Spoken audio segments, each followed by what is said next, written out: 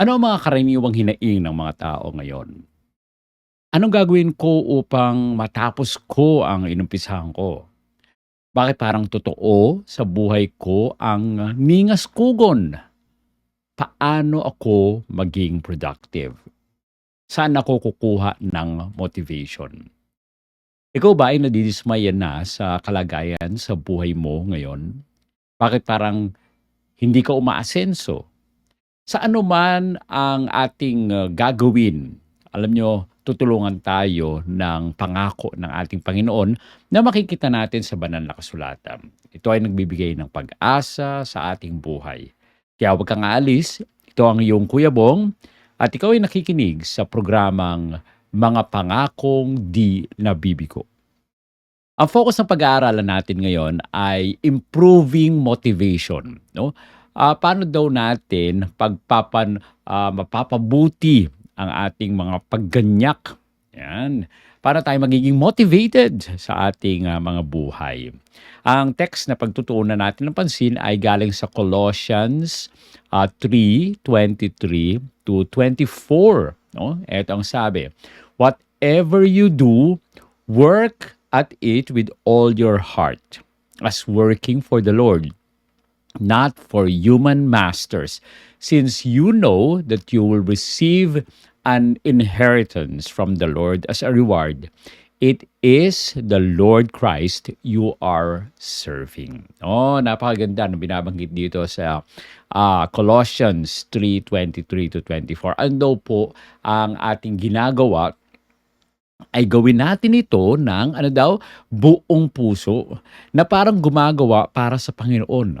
Hindi lang pala dapat buong puso, kundi ang ating paggawa ay gawain na parang lagi nating o ibibigay sa ating Panginoon. No? Hindi para mga Panginoon ng tao, dahil alam ninyo na tatanggap tayo ng mga mana mula sa Panginoon bilang gantimpala. Ang Panginoong Hesukristo ang iyong pinaglilingkuran. No? So hindi tayo naglilingkod, mga kaibigan, basta-basta lamang sa mga tao sa paligid po natin. Although, tama rin naman na tayo ay naglilingkod sa mga tao sa paligid, o naglilingkod tayo sa boss, gumagawa tayo para sa trabaho, pero alam nyo, ang motivation pala dapat natin, kahit ito ay trabaho lamang na hindi ganun kataas o kaya hindi ganun kasikat ang gawain, kailangan ay gagawin natin ito na gumagawa tayo para sa ating Panginoon. Yan. So, eto ay lagi tayong may motivation. Kayo man ay nagwawalis lang o kaya naglilinis lang o sasabihin ninyong maliit lang yung ginagawa ninyo, kailangan natin ito isipin na ginagawa natin sa ating Panginoon. Okay? So, ang word natin ngayon ay acts. Siyempre, pagkilos ang focus natin, no? Motivation ang focus natin. So, acts, A-C-T-S. Okay?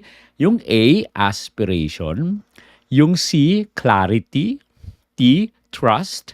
And S, support. No? Tandaan natin yan. So, kung meron na kayong notebook, sulat natin yung word na acts, A-C-T-S. So, punta tayo doon sa letter A, aspiration. Ibig sabihin, define your goals, no? Atin daw tukuyin yung mga layunin natin, no? Ang pagganyak ay nagsisimula sa isang malinaw na pananaw sa kung ano ang nais mong makamit, no? Ang aspiration ay nagbibigay sa iyo ng kahulugan ng layunin at direksyon. So, ang focus natin, kailangan natin pagtuunan ng pansin yung aspiration. No? I-define natin yung goals natin. Ano ba yung goals natin? Ano ba yung layunin natin? So, dito sa Proverbs 29:18, no? Binabanggit sa atin, where there is no vision, the people will perish. No? Kabag kung saan daw walang pangitain, ang bayan ay namamatay, no? Yung mga tao ay namamatay. Kaya ating tingnan, meron ba tayong vision? Ano yung vision natin sa ating pong buhay? Ano yung ating tinitingnan sa wakas na ating gagawin. So kung wala tayong vision, no, wala tayong focus, wala tayong minimithi, ay walang mangyayari sa buhay natin. Kaya napaka-importante. Dapat meron tayong vision. Meron tayong focus kung saan tayo, kung ano yung minimithi nating gagawin, ano yung iniisip natin na mangyayari sa huli, ano ang mga bagay-bagay na iniisip natin na makamit natin. Kaya yan, yung sabi sa Proverbs 29:18, where there is no vision, the people will perish. Okay? Yung pangalawa naman ay yung Philippians, no? Philippians 3:14 and 13. Ito ay napakagandang binabanggit sa atin. Forgetting what is behind and straightening forward what is ahead. I press on toward the goal to win the prize for which God has called me heavenward in Christ Jesus, no? Ito ay napakaganda na binabanggit sa atin ito, no? Nililimot natin ang focus kasi minsan meron namang sinabi sa atin na ang hindi marunong tumingin sa pinanggalingan ay hindi makakarating sa paroroonan, no? Pero kung tayo lagi na lang, no, lagi tayong focus doon sa nangyari sa atin sa nakaraan, hindi tayo makakapag-focus doon sa ating hinaharap, no? I press forward, no? Tayo dapat ay magpatuloy sa layunin natin upang matamo natin yung gantimpala na binibigay sa atin ng ating Panginoon. Okay? So Philippians 3:13 to 14. Kailangan I press toward the goal to win the prize. So, hindi ba kayo motivate? O you need to focus, no? Define your goals. Kailangan ay mag-focus tayo doon sa ating goals at ito ay makamit natin at mamithi natin yung ating goals.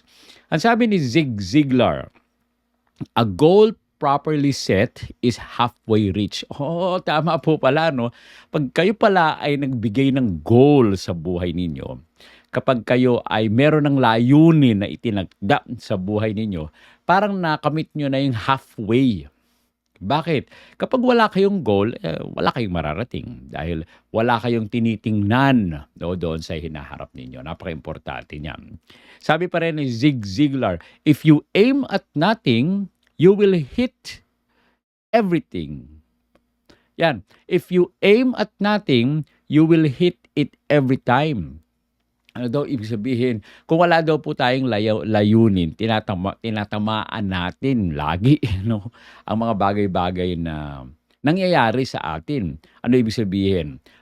Meron akong nakita isang illustration, no. Merong isang lalaki, siya ay pumapana, no? At wala siyang tinitingnan na target, basta papana lang siya. Pero pagka tumama na yung pana, lalapit siya doon sa pana at meron siyang pintura at nilalagyan niya ng bilog, no, yung gitna. Parang ang nangyayari, sige, titira muna ako pagka kung saan tumama yun yung goal ko. Pero hindi po yun, gano'n, no? Kailangan din tayo ay meron talaga tayong goal, okay? So, yan po yung una, A, aspiration. Define your goals, no? Napaka-importante yan na i-define natin yung ating pong mga goals. Yung C, ito naman yung sinasabi sa C, clarity. Yan, kailangan I focus on priorities. Kailangan daw po malinaw, no? Kailangan malinaw yung ating tingin. Tututok dapat tayo doon sa ating prioridad, no? Manatili tayong motivated, no, sa pamamagitan ng pagtutok sa kung ano ang pinakamahalaga. Yan. Ang mga malinaw na prioridad ay nakakabawas sa mga distractions at mapapanatili natin kung saan tayo gumagalaw, kung ito ay tamang direksyon. Alam nyo, kapag merong malinaw na direksyon, ay hindi tayo titingin sa ibang mga bagay. Hindi ho tayo madidistract, no? Makakaiwas tayo sa distractions kapag malinaw, sasabihin natin, "Oh, ito hindi ito kasama sa ating goal, so wag kong gagawin 'yan." Bakit ko gagawin 'yan? Hindi naman 'yan makakatulong na aking makamit yung aking goal. Sa Matthew 6:33 binabanggit sa atin, hindi lang tayo basta-basta na maglalagay ng goal. Pero eto ay sinasabi sa atin sa Matthew, "But seek ye first the kingdom of God and His righteousness, and all these things will be given to you as well." No? Napakaganda. Hindi lang po pala dapat tayo ay magsasaliksik o maglalagay ng goal. But we need to focus on seeking first the kingdom of God and His righteousness. Dahil ito yung isa sa mga pangako na hindi hindi mawawala, hindi mabibigo na pangako. Ano daw yung gagawin natin? Seek first the kingdom of God and His righteousness. At ano yung pangako na nakalagay dito? And all these things at lahat ng mga bagay na ito ay bibigay sa iyo. No? So napaka-importante pala na kailangan ay hanapin muna natin ang kaharayaan ng ating Panginoon at ang kanyang katwiran. Dahil ang pangako ng Panginoon ay ibibigay sa atin ang lahat ng mga bagay. Kaya napaka-importante na ito ay ating pagtuunan ng pansin. No? Matthew 6:33. Ang sabi rin sa Ecclesiastes 3:1, "There is a time for everything and a season for every activity under heavens." No? Talagang meron talaga mga kaibigan na oras para sa lahat ng mga panahon. Now, ano ang dapat nating isipin? 'Di ba kanina, inano natin na meron tayong goal, no? So, papaano natin makakamit? Kailangan ay meron tayong focus doon sa goal na 'yon. At binabanggit sa atin doon sa Matthew na seek ye first. At kung meron tayong panahon sa ating Panginoon, panahon sa Panginoon, panahon sa paggawa, panahon sa ano pang mga bagay, pero unahin daw natin ang pagsaliksik ng katwiran ng ating Panginoon, ng kaharian ng ating Panginoon. There is a time for everything and a season for every activity under heavens. Kaya kailangan po natin, no, mga kaibigan, na lagyan naman ng panahon ang mga bagay-bagay. Pero siyempre, una sa lahat ay ang ating pagsaliksik ng kaharian ng ating Panginoon. Ang sabi ni Peter Drucker, okay? Success is not about doing more things. It's about doing the right things. Oh, ang ganda, no? Ang tagumpay pala ay hindi tungkol lang sa paggawa ng mga bagay na higit na iniisip natin na napaka-importante. Ito ay tungkol sa paggawa ng mga tamang bagay. Hindi lang importanteng bagay, kundi tamang bagay. Dahil kung ating sasaliksikin ang ating Panginoon, ang kaharian ng ating Panginoon, makikita natin kung ano ang mga tamang bagay sa banal na kasulatan. Hindi lang yung parang iniisip nating importante. Sa paghahanap ng pera, ito, iniisip natin importante. Pero anong mas importante? Yung uunahin natin ang katwiran ng ating Panginoon, ang kaharian ng ating Panginoon, o uunahin muna natin yung pera?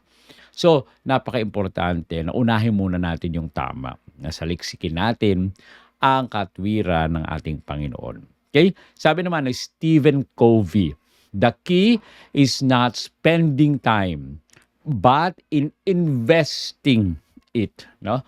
Hindi lang daw kailangan na paggugol ng oras, kundi yung pamumuhunan ng oras.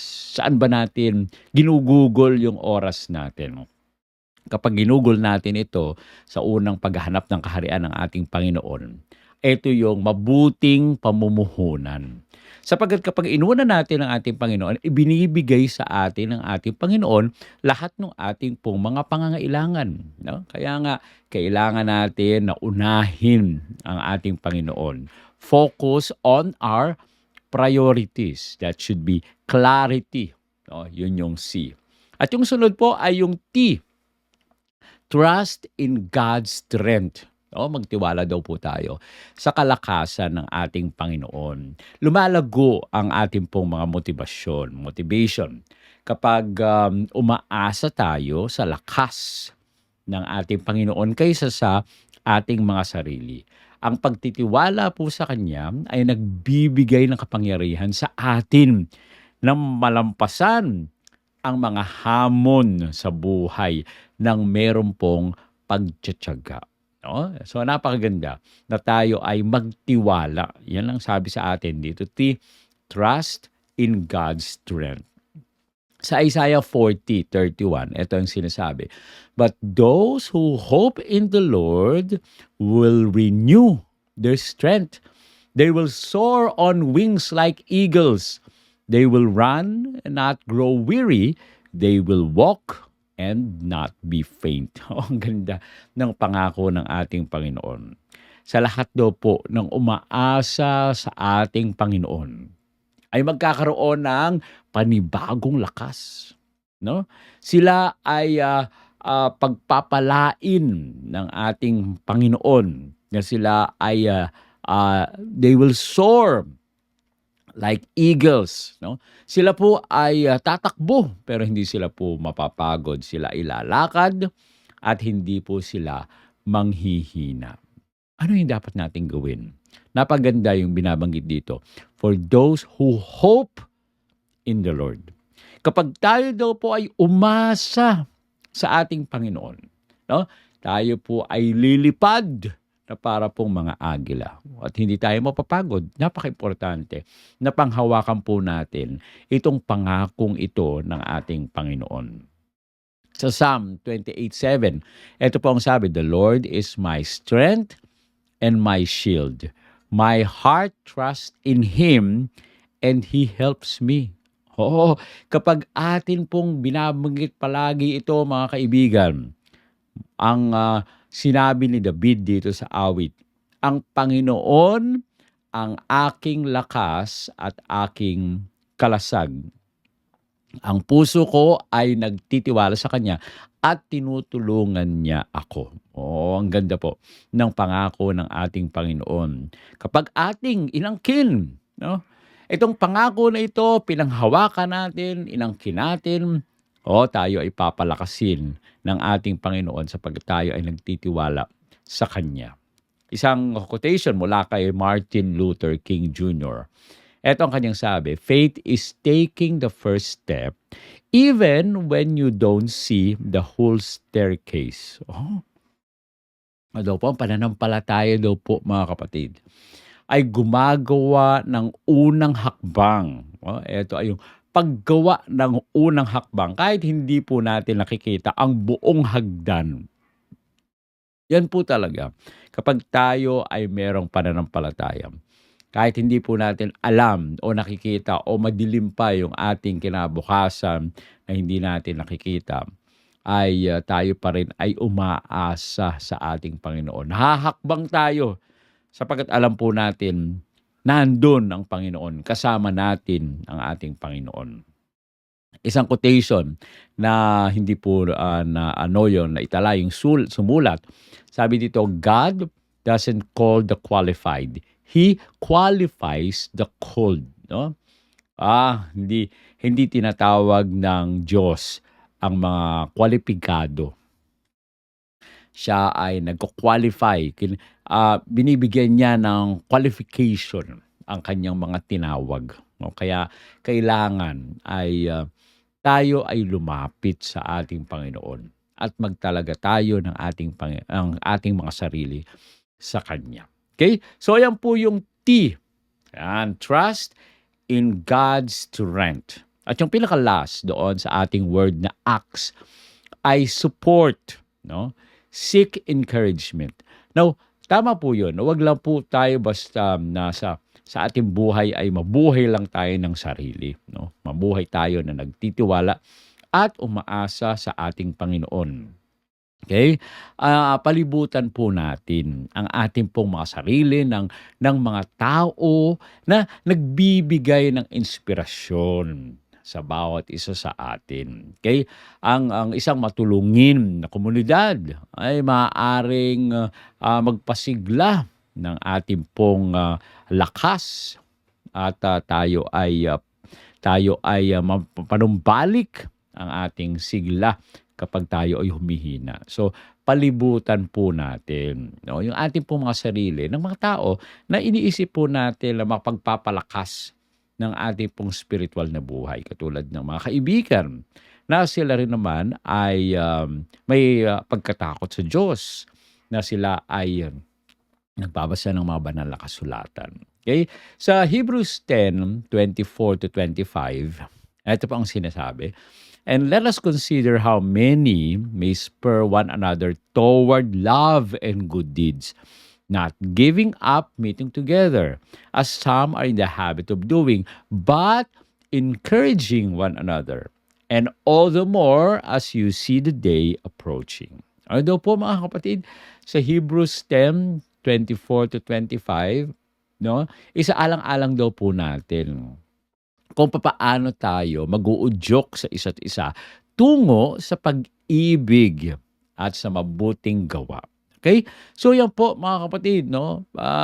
Kapag tayo ay napapalibutan ng mga tao na tumutulong sa atin upang lalo pang umibig at magmahal, mga taong nagtutulak sa atin para tayo ay gumawa ng kabutihan, mga tao na nag-aanyaya sa atin upang tayo ay magkaroon ng mga prayer meetings, yung mga pagsamba, no? Yan ay nakakatulong sa atin upang tayo ay maging malakas, upang yung ating mga gawain ay magkakaroon ng direksyon.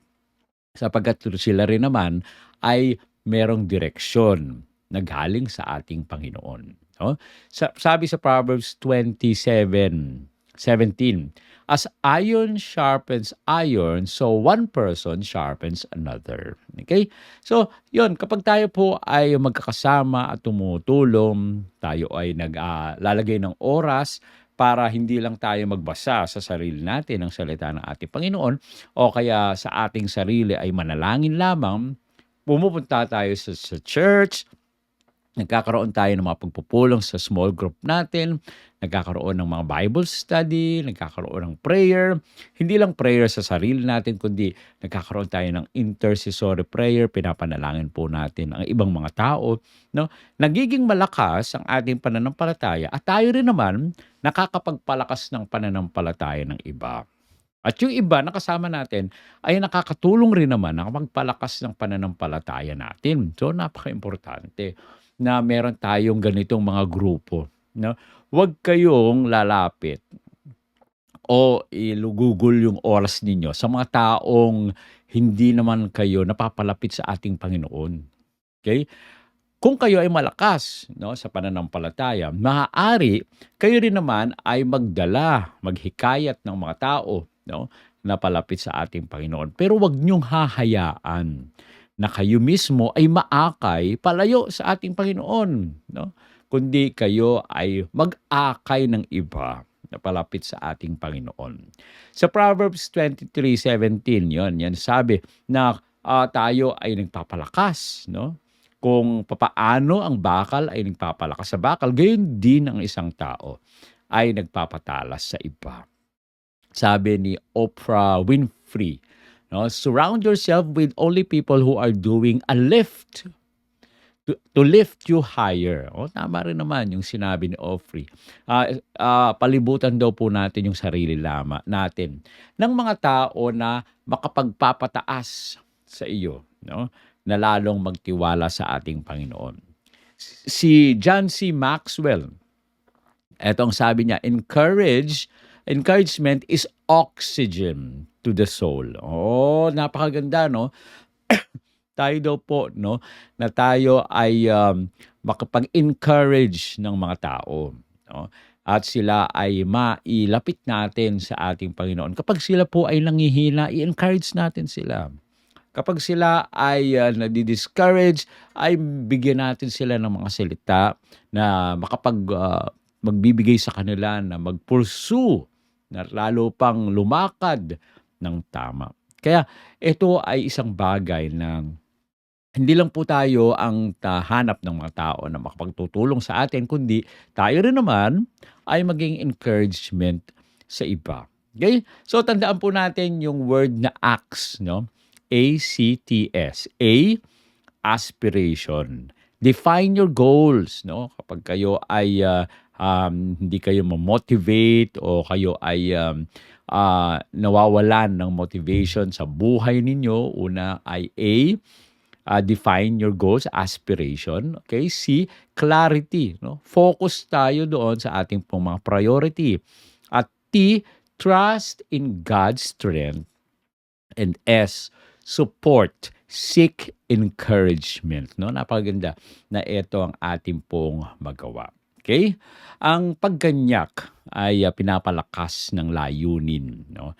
Yung ating motivation, yung focus natin, yung pananampalataya natin, at yung ating community. No? Kapag naghahangad tayo ng mabuting layunin, nagpapanatili ng ating pong kalinawan sa ating mga prioridad at nagtitiwala tayo sa lakas ng ating Panginoon at ganoon din humihingi tayo ng suporta sa iba, makakahanap tayo ng panibagong lakas upang makamit ang ating mga tungkulin at yung ating pong mga goals. No? Gawin natin na tayo po ay sumunod sa hakbang na mga ganito upang lalo pang maging malakas tayo at ma-motivate tayo. No? Malinaw na magtakda tayo ng magandang layunin. Okay? At yung priority natin ay kailangan nakaset yung priority natin. Magtiwala tayo sa kapangyarihan ng ating Panginoon. Okay? At syempre, huwag nating kalimutan na magkaroon din tayo ng oras sa iba na nakapagpapalakas ng ating pang-spiritual na buhay. At ito ay gagawin natin sa pamamagitan ng ating Panginoong Jesucristo na magagawa natin ang mga bagay na ito kapag lagi natin siyang kasama sa ating buhay. Kaya naman, no, kung nawawalan kayo ng motivation, alalahanin natin yung word na acts. Okay? Tayo ay manalangin. Muli po kaming lumalapit sa inyong banal na harapan, Panginoon. At kami ay nagpapasalamat na bagaman may mga pagkakataon na nawawalan kami ng motivation, ay nandyan kayo, patuloy na nagpapalakas sa amin. Kayo nawa po ang siyang manguna sa bawat isa at kayo po, Panginoon, ang siyang maranasan naming palagi sa aming buhay. Maraming salamat sa pagdinig sa aming dalangin sa pangalan ng aming Panginoong Hesus. Amen. Amen. So yan po mga kaibigan, muli po ay inaanyayahan namin kayo sa susunod nating mga programa at pati na rin bukas sa ating pagbabalik para sa ating program na mga pangakong di nabibigo. God bless po sa inyong lahat.